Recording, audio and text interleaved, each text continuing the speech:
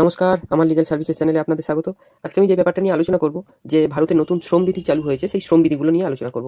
১ নম্বর যেটা হয়েছে, ২৯টি পুরনো শ্রম আইন মিলিয়ে এখন দেশজুড়ে ৪টি নতুন শ্রম কোড চালু হয়েছে। দ্বিতীয় কী হয়েছে, প্রত্যেক সেক্টরের কর্মীদের জন্য ন্যূনতম মজুরি ও সময় মতন বেতনের গ্যারান্টি। ৩ নম্বরে কী হয়েছে, প্রত্যেক কর্মীদের লিখিত নিয়োগপত্র বা অ্যাপয়েন্টমেন্ট লেটার দিতে হবে। ৪ নম্বরে কী হয়েছে, বেতনের ন্যূনতম গঠন বেসিক বাড়বে, ফলে পিএফ ও গ্র্যাচুইটির টাকাও বাড়বে। ৫ নম্বরে কী বলা হয়েছে, ১ বছরে চাকরি করলে গ্র্যাচুইটি পাবে। ৬ নম্বরে কী বলা হয়েছে, ৪৮ ঘন্টা কাজ। কেউ চাইলে ৪ দিন কাজ ও ৩ দিন ছুটি মডেলও রাখতে পারে। মানে কেউ যদি একটানা ৪ দিন কাজ করে এবং তারপরে 3 দিন ছুটি চায়, সেটাও সম্ভব। ওভারটাইমের ক্ষেত্রে শ্রমিকদের দ্বিগুণ হারে মজুরি দিতে হবে। নারী কর্মীদের সব ক্ষেত্রেই নাইট শিফটে কাজ করতে পারবে। সমান বেতন ও নিরাপত্তা নিশ্চিত করা বাধ্যতামূলক কোম্পানিকে।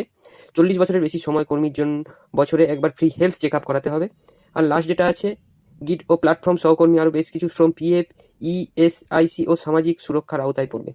এই নয়া শ্রম যে বিধি চালু হয়েছে, এতে মোটামুটি যেটা দেখলাম, যে সাধারণ মানুষের বা যারা চাকরিজীবী তাদের একটু সুবিধাই হয়েছে। ধন্যবাদ।